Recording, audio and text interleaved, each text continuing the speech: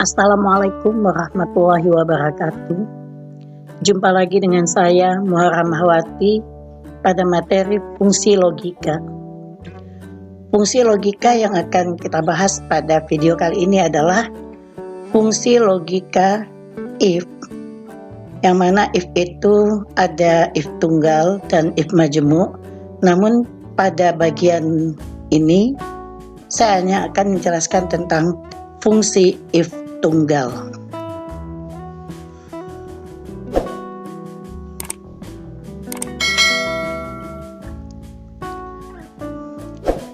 Dan untuk fungsi if majemuk atau if ganda akan kita bahas pada video berikutnya. Fungsi logika if. Fungsi logika if atau untuk selanjutnya saya sebut dengan fungsi if saja adalah fungsi yang digunakan untuk menjawab pertanyaan di mana dalam pertanyaan itu terdapat syarat untuk menjawabnya. Fungsi ini dipakai untuk menghasilkan nilai berdasarkan uji logika, tergantung pada syarat yang ditentukan.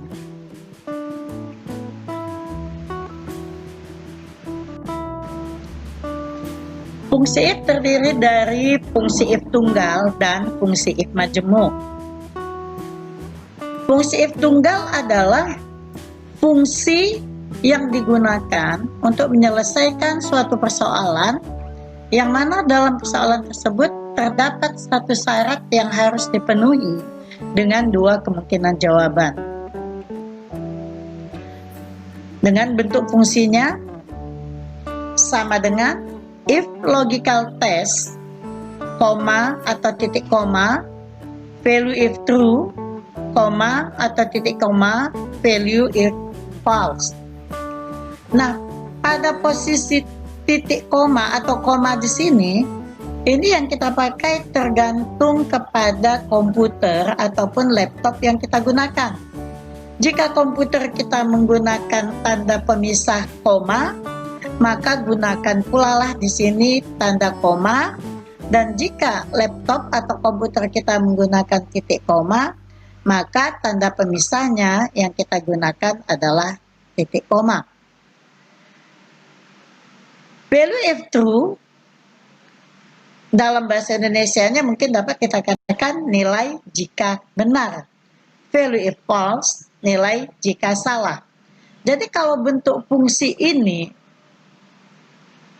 kita ucapkan dalam bahasa Indonesianya, maka dapat diartikan jika syarat yang ditentukan terpenuhi atau jika logical test, syarat tes logikanya sesuai dengan yang diinginkan, maka nilai yang diambil adalah value if true atau nilai jika benarnya terletak pada posisi value if true, dan jika tidak maka yang diambil adalah pada posisi value if false.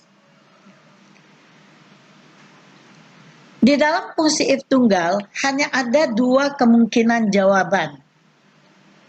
Apa itu? Kalau nggak benar ya salah. True or false, benar atau salah. Yes or no, ya atau tidak, on, off, hidup atau mati. Jadi tidak ada pilihan jawaban yang ragu-ragu. Jawabannya pasti.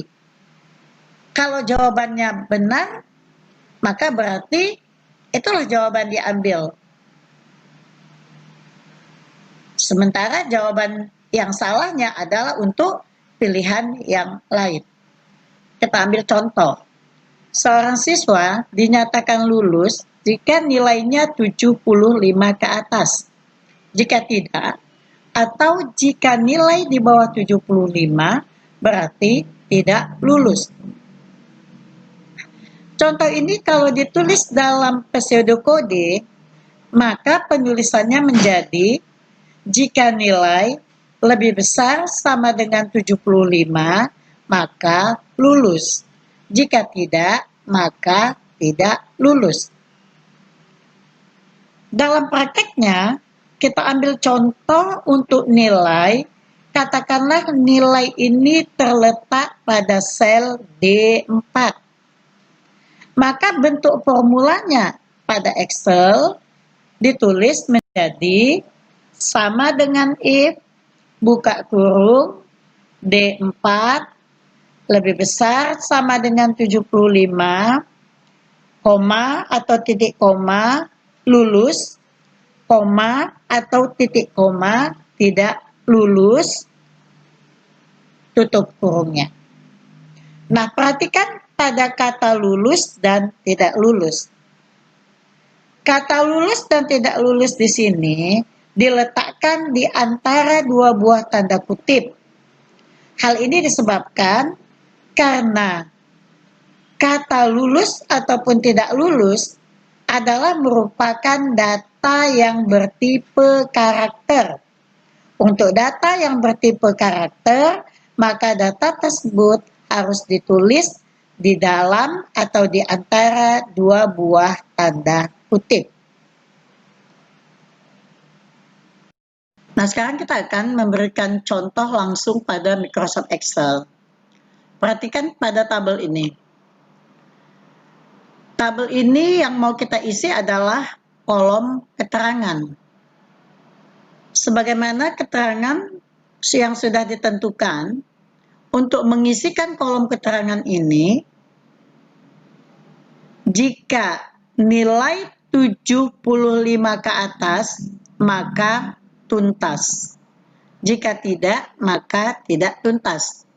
Berarti pada kolom keterangan ini, setelah kita masukkan formulanya dengan menggunakan fungsi if, yang akan tampil sebagai hasil di sini adalah tuntas atau tidak tuntas. Dan sebagai tes logikanya adalah nilai. Nah, kita perhatikan, nilai berada pada sel D4. D4. Ini adalah sel D4. Jadi rumus yang kita gunakan untuk mendapatkan nilai pada keterangan adalah sama dengan if, buka kurung, logical test, koma atau titik koma, value if true, koma atau titik koma, value if false. Nah, yang dijadikan logical test di sini sesuai dengan keterangan adalah nilai. Jika nilai 75 ke atas, inilah yang kita jadikan sebagai logical test atau tes logikanya. Berarti yang kita tuliskan di sini, if D4 lebih besar sama dengan 75, value if true. Value if true ini nilai jika benar. Nilai jika benar tergantung kepada soalnya. Kalau soalnya mengatakan nilai 75 ke atas, maka tuntas, berarti nilai jika benarnya adalah tuntas. Selain itu, berarti tidak tuntas. Maka yang tidak tuntas itu berarti nilai untuk value if false. Sehingga penulisannya, if D4 lebih besar sama dengan 75, maka tuntas. Tuntas ini karena dia bertipe karakter, maka harus kita tuliskan di dalam tanda kutip. Tanda kutip tuntas. Ini adalah value if true. Koma, kita masuk ke dalam value if false. Value if false-nya adalah tidak tuntas.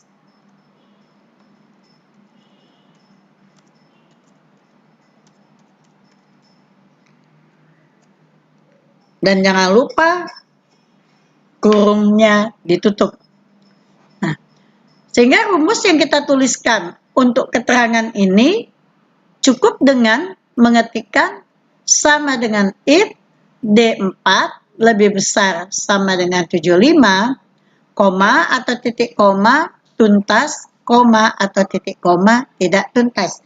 Begitu kita enter, yang tertulis di sini adalah tuntas. Dan untuk baris berikutnya tidak perlu lagi kita ketik formula seperti ini, cukup kita kopikan atau kita drag sampai ke batas akhir barisnya. Nah, dari soal ini ternyata hanya ada satu yang tidak tuntas, di mana nilainya atau pada nomor urut 4 nilainya 70. Ini jelas 70, nilainya adalah di bawah 75. Berarti yang nilainya 70 tidak tuntas. Nilai yang pas di sini 75, 75 ini tuntas, dan seterusnya. Demikian penjelasan tentang fungsi if tunggal. Semoga bermanfaat.